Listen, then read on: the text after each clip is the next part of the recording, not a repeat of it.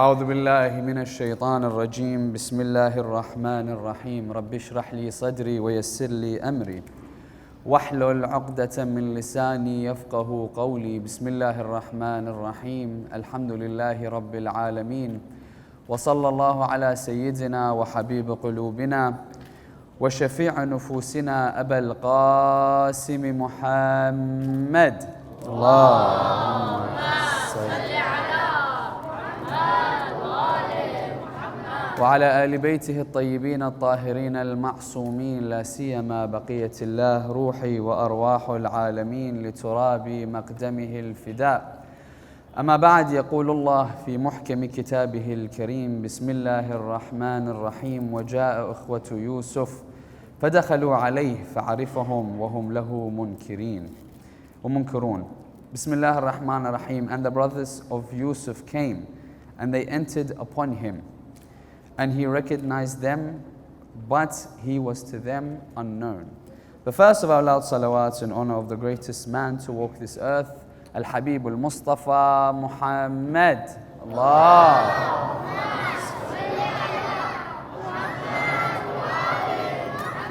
The second in honor of the greatest lady to walk this earth, Al-Hawra al-Batulati Fatima. Allah.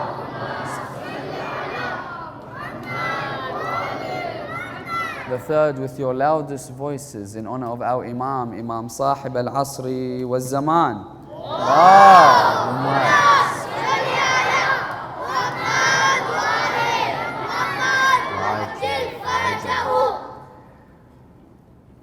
In the final night, we want to elude our intellect towards understanding Imam Sahib al-Asri wal-Zaman in a different lens. As in, when we talk about Sahib al-Asri wal-Zaman, many a times we'll find ourselves in different arguments, discussions, because there's so many different ways we can look at Imam Sahib al-Asri wal-Zaman. As an example, we look at him to be the savior, and we can have discussions and dialogue with people from other faiths, other sects within Islam, people that believe in a second coming of Isa ibn Maryam.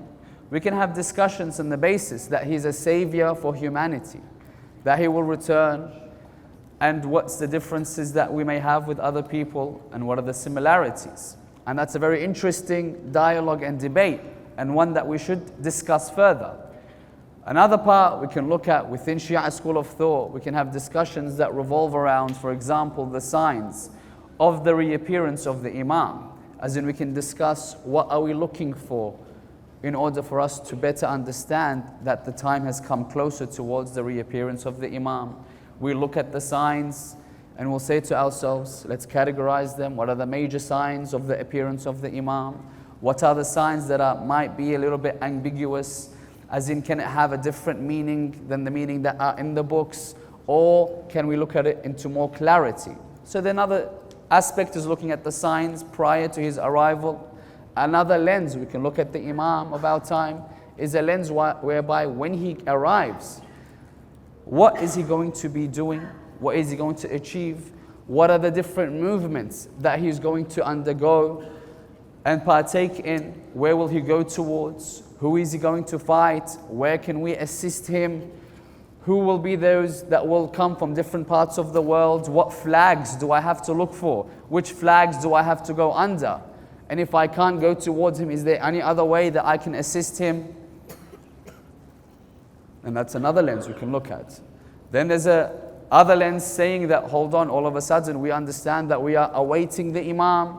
There's a discussion revolving around, do we just wait for a person in the sense that we're waiting for someone to come back? Like as an example, if a father was to leave the house, you'll just wait for him to return passively? Or is there an aspect of actively waiting for the Imam? As in, do we do something in preparation of the Imam within ourselves, within communities, within societies, within our ummah, in preparation of the Imam? Or is our understanding solely to do with the fact that we are waiting for him? Whenever he comes, then we'll come with him and arise with him and support him?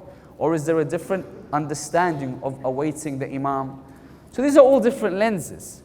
But you'll find these lenses often when discussed, when looked into, and when explored, you'll find that the first notion, you've already skipped the first part of the Imam's occultation, which is when you ask, and we are asked, if you're saying that your Imam is here, that he is alive, where is he?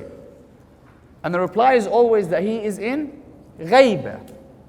But often at times we don't discuss ghaiba, do we? We often discuss all those other lenses. What do we do? What to look for? Sometimes we come into discussions, as in the books, what does it say? How does the Imam look? You know, is the mole on his cheek on the right or the left? How tall is the Imam? What's the color of his face, for example? What color turban is he going to be wearing? Does he come out with shirt and pants, or is he going to be wearing a dishdasha, for example? And these are the discussions that people have, and often elude the fact, as important as each and every one of these discussions are, and each and every one of these lenses that have an importance, there's a discussion which is often overlooked, which is the discussion of ghaiba in itself. Because many other times we ask people, what's ghaiba mean? And the reply often is, it's occultation. So what does occultation mean? Often the word used hand in hand with occultation is the Imam is in hiding. So tonight we're going to explore this, to try to understand more about what the Imam is doing. First and foremost, we want to look at the instance. What's the difference between the minor occultation and the major occultation? As in, why is there a minor, why is there a major? What's the difference between them if the Imam was in occultation? Number one. Number two, we want to explore the aspect of where is the Imam at the moment.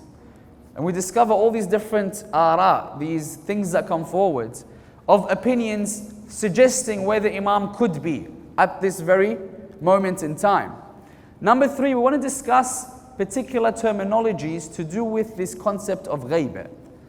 And will these terminologies indicate to us more about this particular concept, give us a different lens of how to look towards this particular concept of ghaiba, the understanding of ghaiba? Will we change our thought process when it comes to this?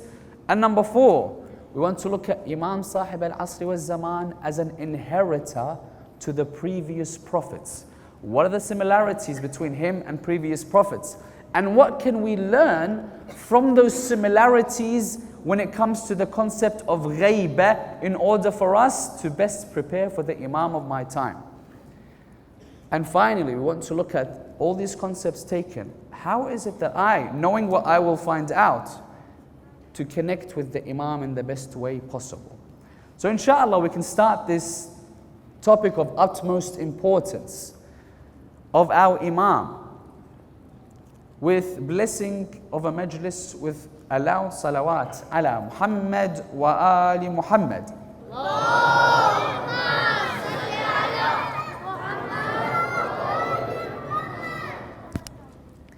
So the first and foremost, what's the difference? We often hear at times there's minor occultation, ghaibatul sughra and ghaibatul kubra. People come forward and say, well, ghaibatul sughra is the fact that the Imam, once he appeared, he was amongst the people, and then when he left, then the major occultation started. Do we hear this? That he came, then a few years, then he went into the major ghaiba. So what's the difference? How long was the Imam out? Interacting with the people, being amongst the people. How many years? The understanding that we have is that Imam was born 255 after Hijrah. Keep the dates. His father, Imam Hassan al-Askari, dies 260 AH. So the Imam's how old? 5 years old. Imam appeared once and once only to the people. Once. And that's to pray upon his father's body. When he would be praying on his father's body, the people of the time, the political parties, the Bani Abbas would see that he is the promised. We never knew there was a son to Hassan al-Askari. So after Salah, make sure you follow him and ensure that he doesn't leave his house alive. But we understand 260 after Hijrah. After praying on his father, he returns back towards the house, followed by these army or henchmen. And they follow him into something called a sirdab, a basement, but they do not find an existence for him in there anymore. From that year, 200 and, what did we say? 60 after Hijrah, until 329 is the period known as the minor occultation. Now, what's the difference now? If we've only understood that we've seen him once. What's this 260 to 329? You know, just under 70 years, which is the minor occultation. The scholars say it's the minor occultation because of one purpose. Because for those 70 odd years, the Imam, we had direct contact through the wukala of the Imam. As in the Imam during that period of 70 years or 69 years, we had 4 people that would be directly relating everything to and from the Imam to us. So there was a direct connection. Every time you needed to contact the Imam, have questions for the Imam, give the wealth towards the Imam, there is a direct contact. 4 representatives of Imam Sahib al-Asri wa Zaman. We'd have one, he would pass away, the next one would come, pass away, next one would come, until the 4th. When the 4th passes away, which was the year 329 AH, when he passes, so does our connection directly with the Imam. That's when the start of the major occultation begins. See the difference? Minor and the major. Minor, we had direct contact through personalities. The major, we don't have a direct contact. And that's why we have the tradition from the 4th wakil, which was the last one, that after me, there will be no one that will be directly in contact with the Imam. So he gives us a guideline of how to go about following these people, which we follow now, which are the maraja. The criteria, how to follow, etc. Detailed discussion, not our discussion for tonight. The discussion tonight, next one, is where is the Imam? If we understood that he's still alive, that the minor occultation finishes just under 70 years, major occultation is still going till today. Where then is the Imam? Question. There's different opinions. One of them come forward and say, well, we understand from what's happening, we allude to the fact that the Imam could be in a place where we refer to, and we see in the news, it's called the Bermuda Triangle, amongst many other suggestions. And they would ask the people, well, why the Bermuda Triangle? And they would say, well, anything that goes in doesn't come out. Therefore, we understand that the Imam is there. Number 2, there's an opinion, and this is one that's quite popular actually, suggesting that the Imam in the traditions is in a place called Al-Jaziratul Khadra. Anyone heard this? The Imam is in a green island. So all of a sudden we have a tradition that says the Imam is in a green island. What's going on? So when we go deeper into the history books, we'll find ever since the time of Rasulullah, there was always an instance where they knew a person that will be awaited, that will eradicate tyranny, will go against oppression, will stand against the rulers of the time, will be called Al-Mahdi Al-Muntazar. So you'll find during the generations, every time a person comes, they will say, you know what, it's a popular name, let me call my son Mahdi. My children Mahdi, my grandchildren Mahdi. So when you find Islam as it's expanding, when it enters the land of Spain, as you know, as Islam came from the Middle East, most of which is deserts. When they entered into Spain, Spain was a very green land. In the Fatimid dynasty, when they entered Spain, there was a ruler in the Fatimid dynasty that was called Al-Mahdi. So when they begin to write, Al-Andalus, is what's referred to, is translated into the green land, or the green country, or the green island. So when they entered, they'll find all of a sudden there's a ruler of the time called Al-Mahdi inside what? A land which is called the Green Land, or the Green Island. So as the historians write this down, people, as they're transferring the history from one century to another, they write, there is Al-Mahdi which is in the Green Island, or the Green continent. And then you'll find the history books now refer that Mahdi to the Mahdi of our time, Imam Sahib al-Asri wa Zaman.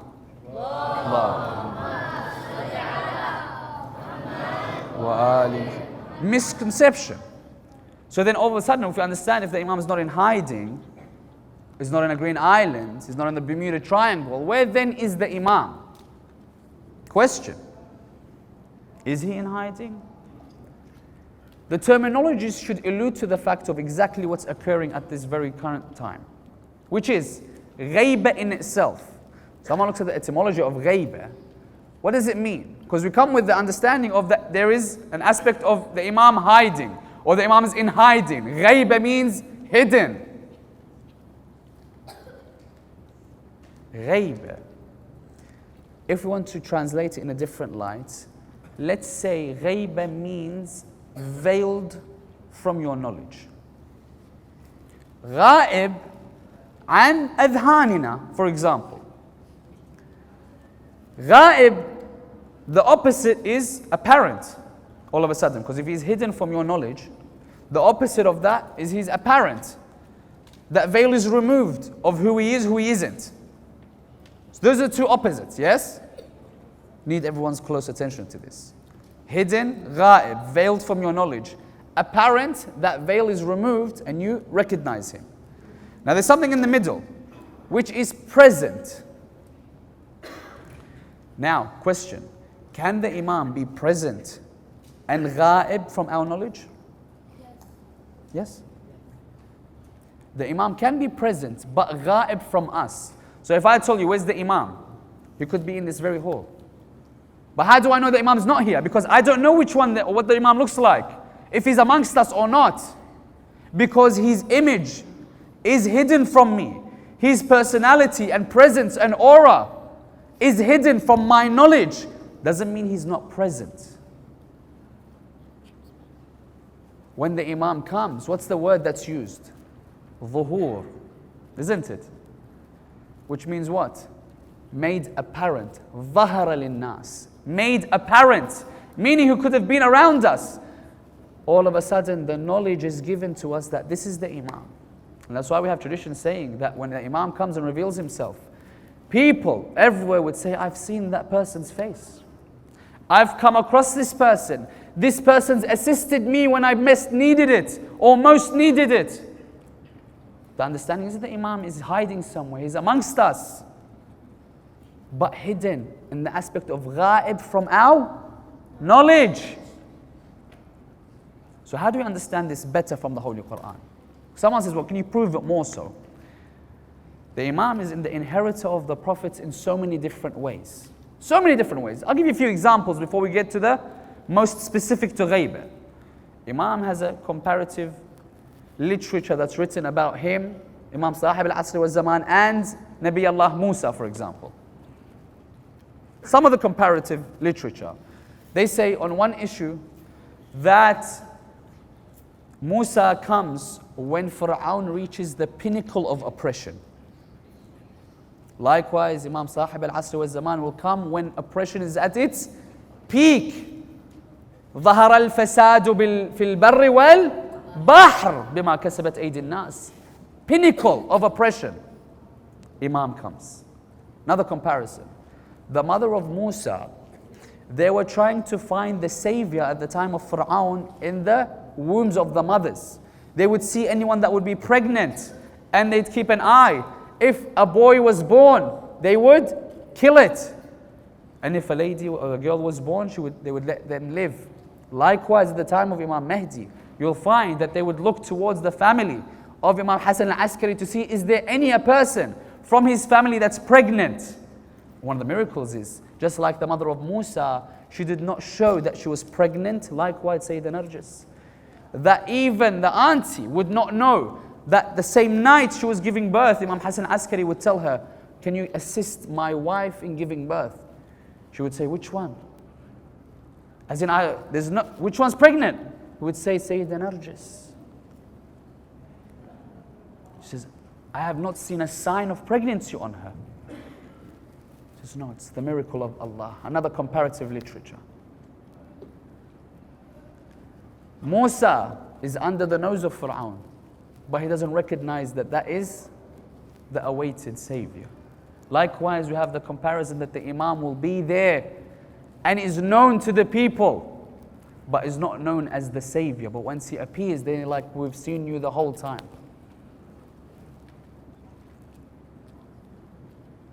And there's many cases. That's why he's called the inheritor of the prophets. His lengthy lifespan is like that of Nuh, for example. But there's a tradition that Imam Sadiq alayhi afdal as-salati was-salam,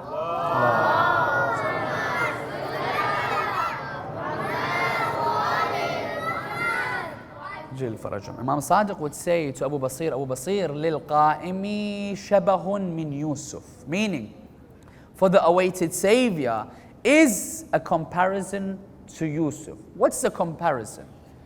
He would say, which is the most important, is al-ghayba. So all of a sudden we have a comparative literature from the Quran to the aspect and the concept of ghayba of the Imam Sahib al-Asr wa Zaman. So let's look. What can we understand now?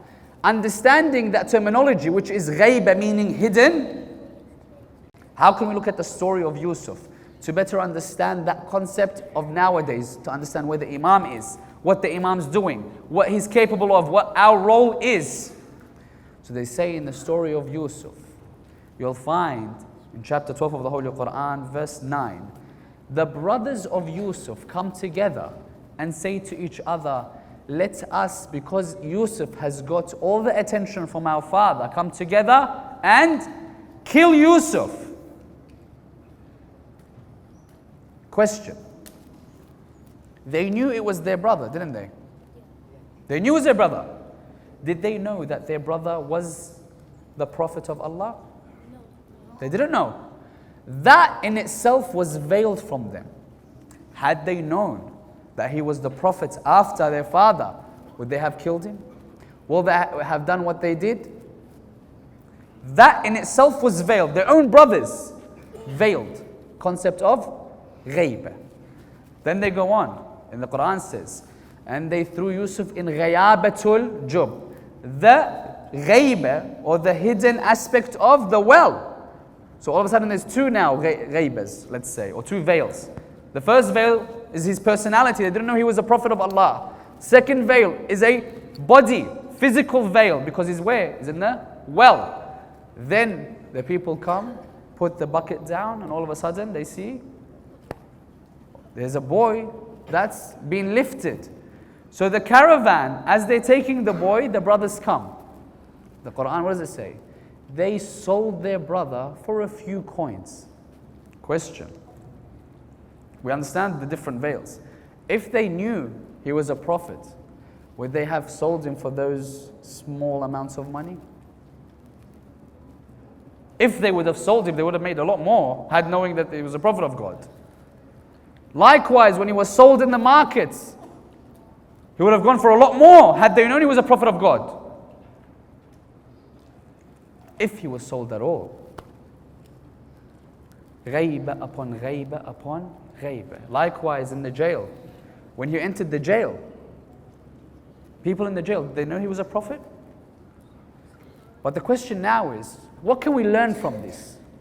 We understand that his whole life he was in different aspects of being veiled. Different aspects. What do we learn? The Imam is amongst us. That ghayba that he's in, what are the purposes behind it? If we take from the story of Yusuf, Yusuf, even when he was in the jail, he was making them understand Allah subhanahu wa ta'ala, teaching them tawheed, preparing for his government, wasn't he? Even within the jail, he would be making people come towards the religion of Allah, teaching them right from wrong, preparing them in character. So when he attains the position of power, they will be the people that will assist him in his government. Likewise, if we take that example, and we take the understanding that the Imam is in occultation, being hidden, he has more of an opportunity to go wherever he wants and bring forward and bring up the characters of anyone that he chooses, doesn't he? Because if he was known, everyone would be very different towards the Imam. But the fact that he's hidden, he can make sure that he goes towards those people that have that qalb salim. Those people with the good hearts that the Imam says, that is the person I want for my government. That's the person that I want to hold my flag. That's the person I want to have a position within my government. Makes it easier, doesn't it? When he's in a concept of ghaiba, hidden from us. To prepare his people, prepare the community, prepare his government. Question. If he now is in ghaiba, is there anywhere in the story of Yusuf? Because we understand that we are of his followers. We say to ourselves, Imam Sahib al-Asri wal-Zaman is amongst us. And we understand that now, taking from the concept of ghaiba from the Holy Quran. Now, if we understand that he's amongst us and he's watching us, does he or will he be affected from our actions? If we call ourselves of the followers of Imam Sahib al-Asri wal-Zaman, can we say that anything that we do he's not affected? As in, if he sees us doing that which is bad, he'll just turn his face and say, may Allah guide them? Or is there anywhere in the Quran that it teaches us that when the Imam sees us performing that thing which displeases Allah, that he, being our leader and our Imam, be affected? I read you a verse from the Holy Quran. It says, قالوا إن يسرق فقد سرق أخ له من قبل فأسرها يوسف في قلبه. The story goes, when he put that goblet into the wheat sack of his brothers would reply by saying what? That if he has stolen, he had a brother before that stole before him. Meaning who? Yusuf. What does it say? It says, فَأَسَرَّهَا. That it felt heavy on his heart, Yusuf. Seeing this, hearing this, that it hurt the heart of Yusuf. So I want you to imagine, if Imam Sahib al-Asri wal-Zaman is amongst us, if he was to see us and we call ourselves of the followers of the 12 Imams, how much would he be hurt seeing us call ourselves followers, but follow other than that of the path of Rasulullah? Follow in the footsteps of the killers, for example. It all comes down to our actions. So we've understood now a few things, haven't we? The Imam is not in hiding. Very important. The Imam, there's a reason for his ghaiba. And one of the greatest reasons is that he's in preparation and is able to go anywhere, to teach anything, to guide anyone towards the correct path. Can the Imam, question, is the Imam able to affect us on a daily basis? As in, if he was to see something that has gone wrong, do we have anything of our literature that showcases the Imam coming to the assistance of the Shia, for example, or the assistance of a jurisprudential argument, or that he guides a scholar if he has a particular suggestion, that he guides it in another manner? Because we need to understand, if we understand the Imam's amongst us, and we understand he's capable to bring up a community and guide an entire people towards Allah subhanahu wa ta'ala, can we say that even in the small notions, he corrects our mistakes? There's a story of one of the great scholars that we had by the name of Shaykh al-Mufid. Shaykh al-Mufid, marja of the time. The story, very, very, very famous story. Shaykh al-Mufid, one day, one of his muqallideen come towards him. Very much in a rush. He would say, Syed, Shaykhna, I would like to ask you a question. Shaykh would say, what's going on? He goes, my wife has just died in the operating theater, but she's still pregnant. Is there a way we can take that child from her? Or are we not allowed to touch her body or to cut up her body? Shaykh al-Mufid thinking to himself, based on the jurisprudence that we have, that we should never, or only in dire situations, ever have the ability to cut up a dead body. It has its sanctity. You must preserve it under every means. So understanding this, Shaykh al-Mufid would say, no. We believe that if the mother died, most likely the child has died. What I've concluded with is that we're not allowed to, jurisprudentially, to cut up a dead body. So this man leaves Shaykh al-Mufid. As he's leaving, messenger comes, says, Fulan, make sure that you run towards your wife. I'm the messenger from the side of Shaykh al-Mufid. Please go. And make sure that you cut the body and take the child out. And save him if you can. So this incident goes. Shaykh al-Mufid narrates, he says, that after a few months, the same man comes back towards me, holding in his hand the newborn baby boy. And when he came, he sat next to Shaykh al-Mufid. He says, by Allah, I've prayed for you so much, O Shaykh. He says, why? He says, if had it been for your messenger that you sent after me, telling me that go quickly and extract that child from your wife, I would have had a sadness like no other, because I would have lost my wife and my child. Shaykh al-Mufid's thinking to himself, hold on, I didn't send anyone. At that very moment, he knew it was Imam Sahib al-Asri wa Zaman. Allahumma salli ala Shaykh al-Mufid says, he says, at that very moment, me as a scholar, I thought, how can I make such a mistake that I nearly caused someone's life to go? So he removes himself. He said, I will never give any more fatawas, because my fatawas all of a sudden have an inclination that it might cost someone their life. So he removes himself. He says, I can't. It's going to be too hurtful for me to give another fatwa that may cause harm to a human. And you'll find in that very night, Imam al-Mahdi would come towards Shaykh al-Mufid and he writes to him. He says, Ya Mufid, afid. Minka al-fatawa wa minna al-tasdeed. What does he say? He says, O Shaykh al-Mufid, afid meaning benefit the people. Benefit the people.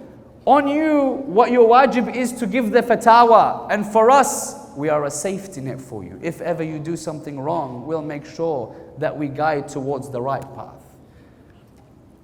Imam Sahib al-Asri wa Zaman. So when a time comes when someone says that Imam doesn't have an effect, you reply. Many such stories. Many. In question, if we know he's amongst us, if we know that there is access to him somehow, is there a way that we can have access to him? How can me, in 2022, try and find a way that I can gain closeness and even see the Imam of my time? There's two ways to look at it. The first is a story which is narrated by a person which used to, what did he used to do? He used to sew garments. His name was Ali Rajab al-Khayyat. He used to sew for the scholars in Qom clothes. All of a sudden he says to himself, I want nothing in this world except to see the Imam of my time. So what does he do? He leaves his business, leaves everything, builds himself a mihrab just to pray. Pray, go, do necessities, come back, pray, worship. His only thing is to do what? Is to see the Imam of his time. That's all. Let this be a lesson to each and every one of us. So one day, they say that somehow he got an inclination or an inspiration to go towards the marketplace. And he had a strong feeling that he may see the Imam on that particular day. As he's been inspired, he says, I went to this marketplace, Suq al-Sarrafin, whereby, let's say, a person would go and sell pots and pans and whatnot. So he says, I'm just, chilling there, let's say. He says, I'm witnessing everything that's happening. As I'm witnessing, he says, amongst the things that caught my eye is an elderly lady holding a pot. And if you've ever been to, for example, Qom or Iraq, you'll see if there's one particular, let's say, shop, the whole street has the exact same thing. Exact same thing. It's a gold shop, the whole strip sells gold. If it's dahina or halwa, the whole strip is selling the same thing. So pots and pans, he says, I saw this old lady entering one shop, leaving with the same pot. Entering another shop, leaving, same pot. Again, again, again. He goes, I'm following, what's going on? You know, she's going in and out. I have no idea what's going on. So he goes, I came closer towards one of the shop owners as she came closer to understand what's going on. So he says, I saw this man that she finally got to. He says, this man had the image of a very righteous person, that my heart became close to him. So he said, I'm listening to the conversation. So she would say to him, oh man, I have a pot. I am sick. My medicine costs about 6 tumans. I need to sell this pot for 6 tumans just so I can afford my medicine. I need the pot, but it's my only option to attain 6 tuman. She says, I've gone to each person's shop. No one's offered me more than 5. All I need 6. That's all I need. So the elderly man, the shop owner, he would say, you know, I'd love to be of assistance, but before I give you a price, let me weigh it. Let me weigh it and I'll tell you how much. So Ali Rajab Khayyat says, I saw the man, he took it inside, then comes back out. Listen to this story carefully. He would say, he comes to the lady and he says, oh lady, I want to offer you 21 tuman. He says, this value of the pot is 22 tuman. I can sell it for 22. I will give you 21 tuman for it, and I'll make that 1 tuman profit, and I'm sufficed with that profit for myself. She's looking at him saying, are you like joking with me right now? No one's offered me more than 5. You want to offer me 21? He says, what's it to me? The rest are all thieves. I know that this has value, and I need to give you your value. It's your haqq. Do you want it? And she's thinking to herself, I better not back out now. Takes her 21, takes the pot. You don't see a trace for that lady. Ali Rajab Khayyat, remember this personality that's watching this. He's saying to himself, all I want to do is meet the Imam of my time. So you can imagine a person, his all interaction is with the Maulanas, the people that he's sewing the garments for, in a religious environment. He's segregated himself only to worship Allah. He comes in, he comes to the elderly man, he says, oh man, what religion is this? He says, what do you mean? He goes, what religion? The lady just wanted 6. You could have had a mad profit. If you're thinking you're going to sell it for 22, look how much profit you would have made. He says, that's the haqq of the lady. What do you mean? Because, what do you mean? You could have made a profit. Look at the reply of this man. He says to Ali Rajab Khayyat, and Ali Rajab says, this is the thing that struck me. He says, with that filthy soul, you want to meet the Imam of your time? How does this person know that he's going to meet the Imam or wanted to meet the Imam? Of us will take advantage of people in a dire, difficult situation. Of us that will see an opportunity, that will be taking the haqq of someone, but will give us more benefits. The person tells him, he says, do not have a filthy soul. Know that each creature of Allah has its just right, and you do not oppress anyone by taking their rights. So he says, I knew this person had a connection with the Imam. He says, upon weeks, I stayed with him. When I stayed with him, I understood that without a doubt, this person is righteous. I learned from him, saw his interactions, until a day came when, as I'm sitting in his presence, he said he had a back room. There was a person that came. He says, فَقَدْتُ قِوَاي, meaning as this person came, every single body part and limb, all of a sudden I felt like I had no power in them. Like a log I sat. As this personality came with the shop owner towards the back. They had a conversation and that person left. As he left, all of a sudden I gained my strength back. And I asked the owner, oh man, who's just come and visited you and left? He said, that's the person that you wanted to meet all these years. He says, let me go towards him, if that's the Imam of my time. He said, no. You can't go to him. You're not ready to meet him.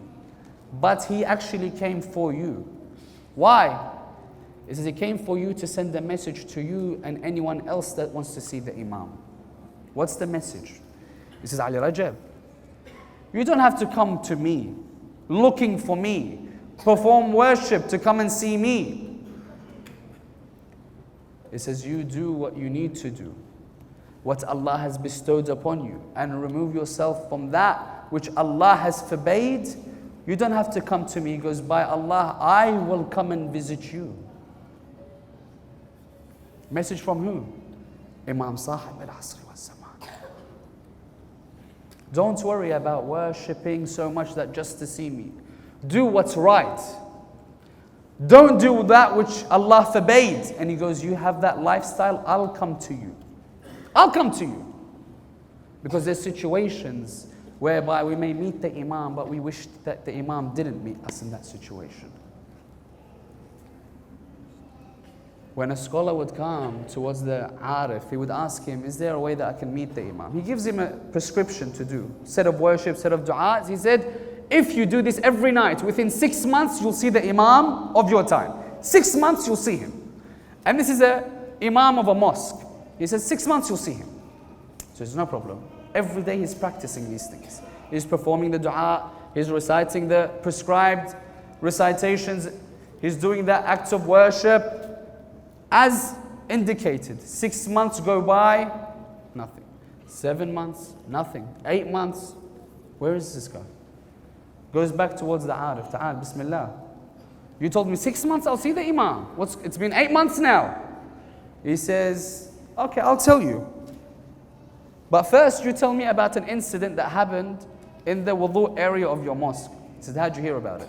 He says, don't worry, I have my people. He says, tell me what happened in the wudu area. He says, it's an embarrassing incident. He says, no, just tell me, please. I want to hear it from your mouth. He would say, he says, I was sitting down, I'm the Imam of the mosque. When I'm the Imam of the mosque, I sat down trying to make my wudu, and people come and go, they always ask questions from me. There's a person that came, elderly man from the Badia, the outskirts of town. He looked like he came from the desert, and he sat next to me. Assalamu alaikum Syed, wa alaikum assalam. He says, as I'm making wudu, he looks towards me.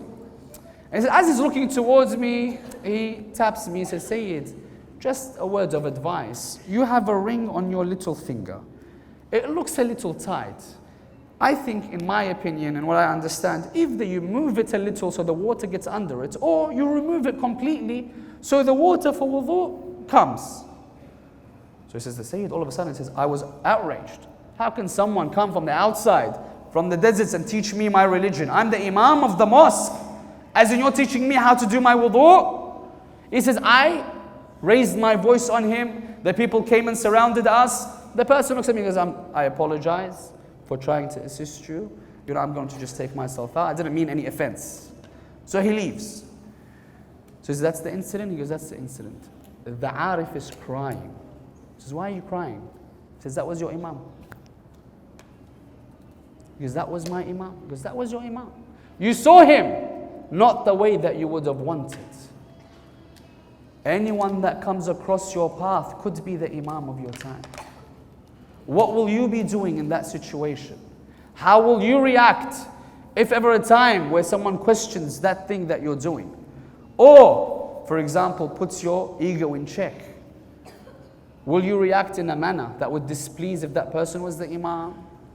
Because if we act in a manner that we think to ourselves, anyone that crosses our path could be the Imam, we would never treat anyone in a bad manner.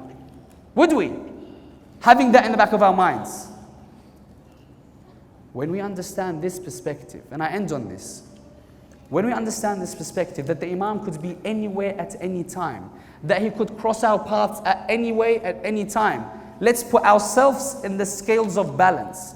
If we say to ourselves, if this is the case, and this is the concept of ghaibah, and we want to learn from the concept, ourselves on the scales of religiosity. Where are we right now if the Imam was to come? Right now. The Imam comes to your front door, knocks the door. Right now. He knocks the door on you and he tells you, oh, such and such. Are you ready for me to come in? Would you say to the Imam, please, are you serious? We've been waiting for you all these years. Or will you be of those people that say, oh, Imam, just wait a few moments outside the door. Let me go fix a few things inside. Which one are we going to be? Imam says, I want to spend 24 hours with you. 24 hours, not more. I want to see how you wake up, how you pray, how you act and react towards your family members. I want to see how you act and react at work. I want to see your business transactions. How many of us will be like, let's hide those papers or hide that person? Don't let that person in our family speak to the Imam. How many of us will change our clothes? How many of us? How many of us, if the Imam asks us, give me your phone, let me look what you're looking at. Let me see what's in your DMs. Let me see what you're watching, who you're following, who you see as a role model. How many of us would just openly give it to the Imam? Or how many of us would just, keep hold and delete everything that's there? The understanding is Allah sees everything already. The Imam is amongst us. If any of those questions was a no, I'm not ready, you know exactly what to change in your lifestyle. You know exactly what to remove from your lifestyle and how to change. Because many of us will say, well, I don't know what I'm doing wrong. Put that in the equation. If you think this is a particular thing that the Imam will be happy with what I'm doing, leave it.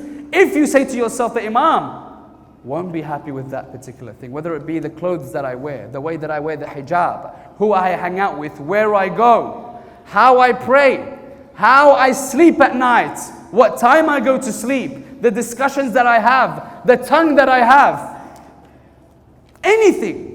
If you say the Imam would not like it, had he be hanging out with me, that's what you need to change. When we connect with the Imam, how many of us wake up in the morning and say to ourselves that I love my Imam so much that after Fajr, even though I'm sleepy, I want to pray 2 rak'at and give the reward to the Imam of my time? How many of us? How many of us, when we throw charity in our protection, throw extra charity for the protection of our Imam Sahib al-Asri wa Zaman? How many? How many of us go about our days not thinking, what's the Imam going through right now? Where's the Imam right now? As in the true understanding of ghaibah, is it's not us waiting for the Imam. What did he say? He says, I just need 313. Only. With these millions around the world, 313. You come to me and I'll come forward. Just 313.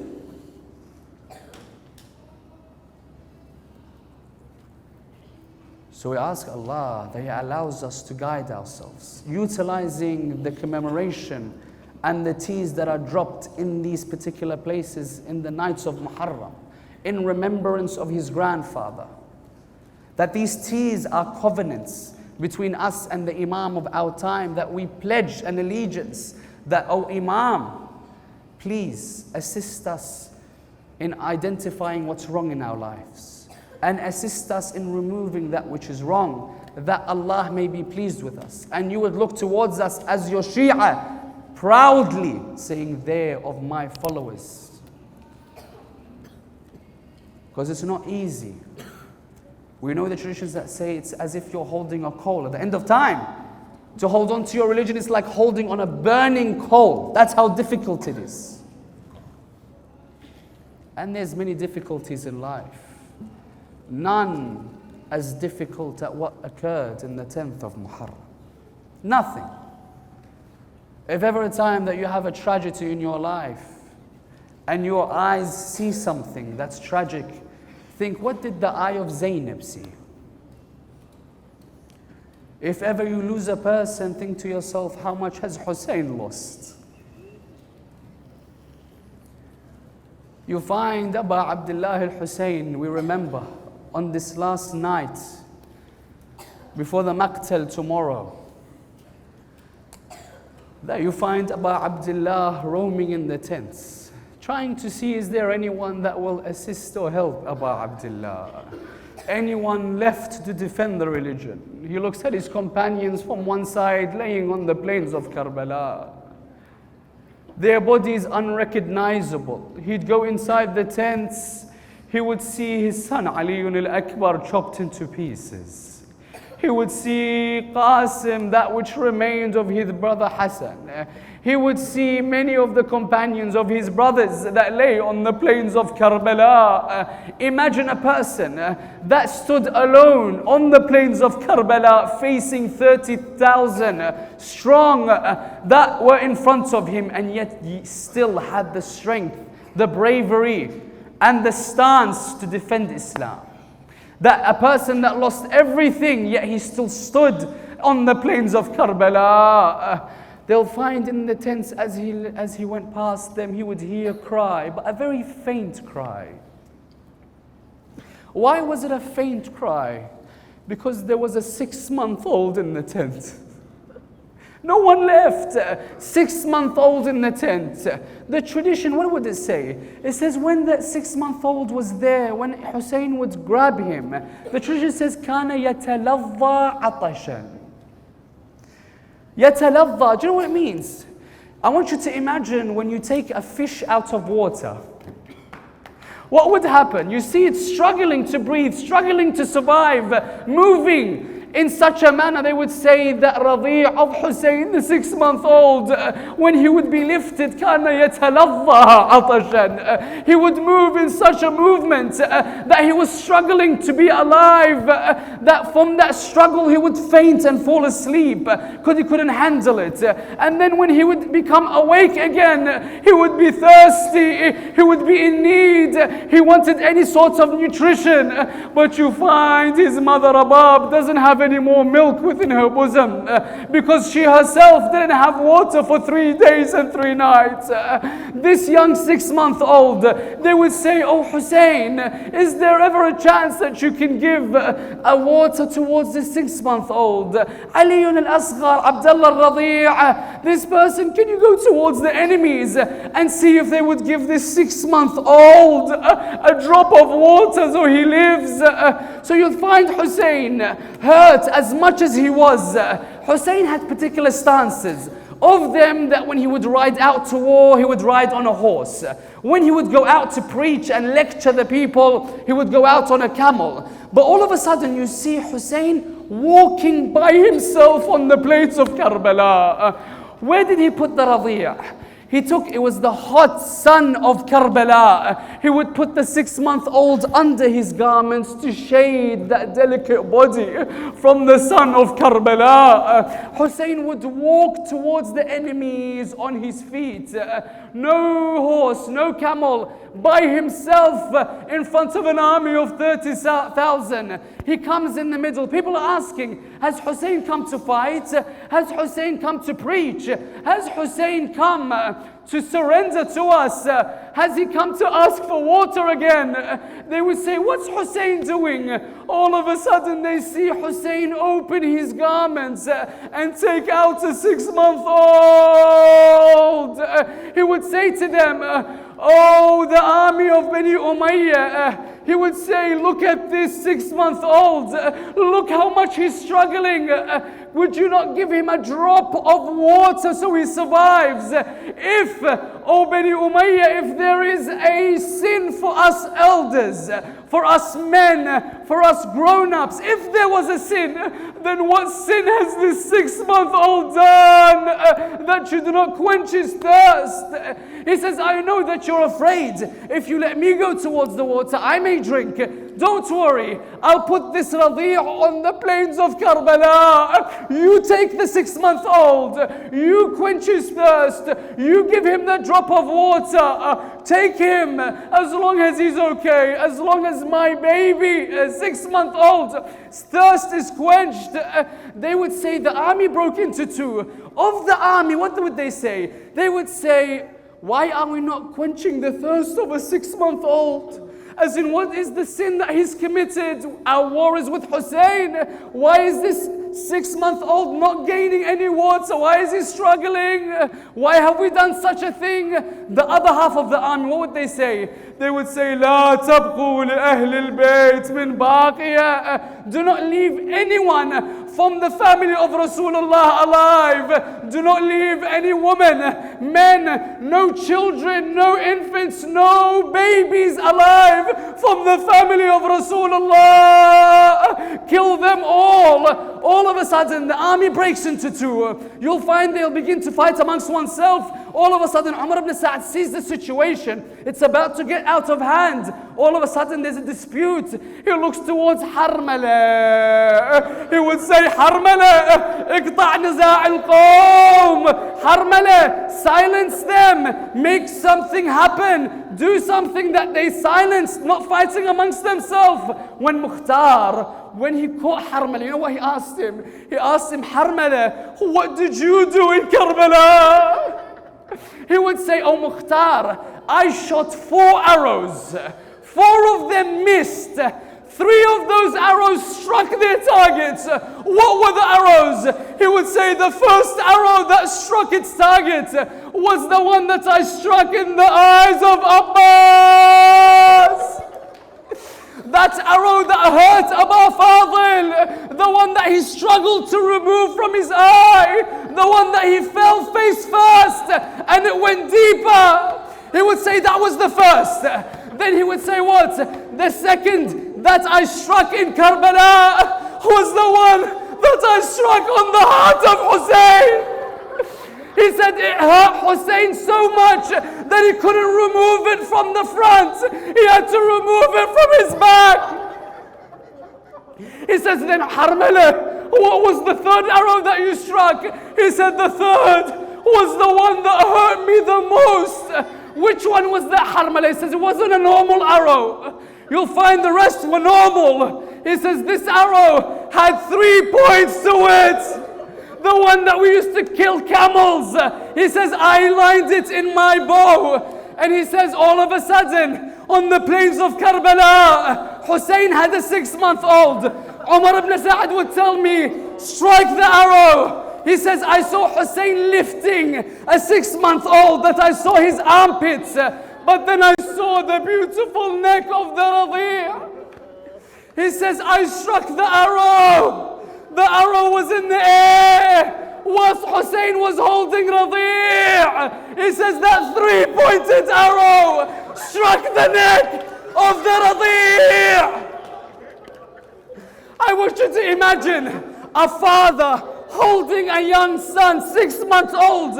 How soft is the skin? How beautiful is the face? How delicate is the body? Now imagine a 6-month-old's neck. How small is the neck? Imagine a 3-pointed arrow. Whilst he's in your hands, you'll find Hussein would take the blood and he would throw it towards the sky. He says, oh Allah, take until you are sufficed. All of a sudden, Hussein, they say, as the arrow struck Radi', I want you to imagine, when an infant hurts himself, who does he look at to support him and assist him? Who does he look at? The way that he would look at you, imagine, he doesn't know where the pain is coming from. Radi' would say, I feel something, but I don't know where it's coming from. He looks towards Abdullah. In this moment, the tradition says he was fluttering his hands and his feet like a bird fluttering as the arrow was in his neck. They would say, this is what hurts. They say, as the pain of the neck was there, in the final moments, Radi' would hug the neck of Abdullah. Hussein would grab Radi'. Imagine, he's thinking, what do I do? As in, I thought they would quench the thirst of a 6-month-old. I'm in the plains of Kerbala. How can I go back towards the tent and show this 6-month-old to his mother with an arrow in his neck? How? Do I bury him here? Do I take him back? What do I do? They said Hussein stayed for moments in the plains of Kerbala, still not knowing what to do. All of a sudden he turns around, comes back towards the Mukhayyam. What would happen? He takes him, puts him back under his garment and says, how do I show this? How do I show it towards the mother? How do I show it towards the children? How do I show it to Zainab? He would say, I got closer towards the tent. Who greets Imam al-Hussein first? You'll find a young Sakina who would come towards Hussein. She would say, I no longer hear the cries of my brother. Oh, my father, did you quench his thirst? Did you get him a drop of water? I don't hear him crying anymore. He would open the garments. He would take out a 6-month-old. The 6-month-old that had an arrow sticking out of his neck. He would say, oh Sakina, this is your brother. He would say, Sakina would say, Ya Aba Abdullah, oh my father, take it away. I didn't expect to see Radi' in such a... He would say, Sakina, who can handle this? There's only one person that can handle this. Ummul Masa'ib. Call me Zainab. Zainab would come, what is it, brother? He would say, Zainab, take the Radi'. She would look, the Radi' is there, lifeless with an arrow in his neck. She would say, Nahil walad anni ya Hussein. Don't let me see this. It's too hard. He says, I'll break the news to Rabab. Rabab is there waiting. There is a cradle that's being rocked at the moment, but empty. Where is Abdullah Radi'? Where's Ali Asghar? They say Hussein only buried one person in Kerbala. One person. They say Hussein is so small, Abdullah Radi', the 6-month-old Ali Asghar. They would say the way he would dig the grave of Radi' was with the edge of his sword. That's how small Abdullah Radi' was. Ali Asghar, he said, you can imagine a father burying his 6-month-old. I want you to imagine, how did Hussein bear to put a 6-month-old in a hole? How can Hussein bear? I don't know how he took the arrow out of his neck. I want you to imagine how a father is able to put sand on the lifeless face of a 6-month-old. That's not the tragedy. I'll get to the tragedy. What's the tragedy? On the plains of Kerbala, the tragedy lies after they trample on the body of Abu Abdullah. What happens on the plains of Kerbala as they're about to leave? The army of Bani Umayyah about to leave. There was one group of people that says, we're not leaving. Why? They would say every single other clan here has a head to take back to Yazid. They say, we don't have a head. We want a head. Umar ibn Sa'ad says, I've decapitated everyone. Every one of the companions, I've taken their heads. Every one of the family of Rasulullah, I've taken their heads. There's no bodies with heads anymore. He would say, I remember Hussein going behind the tents. He would say, I saw Hussein going behind the tents. Umar ibn Sa'ad doesn't dig the grave. What does he do? He has a spear in his hand. He pokes the earth with the spear. Pokes the earth, until one of the pokes into the earth, he lifts something. What was that something? Was a 6-month-old. I ask you, if there was a 3-pointed arrow, how was the head still attached to the body? How? Umar ibn Sa'ad, did you decapitate the head of a 6-month-old? How did you put that head on a spear? How?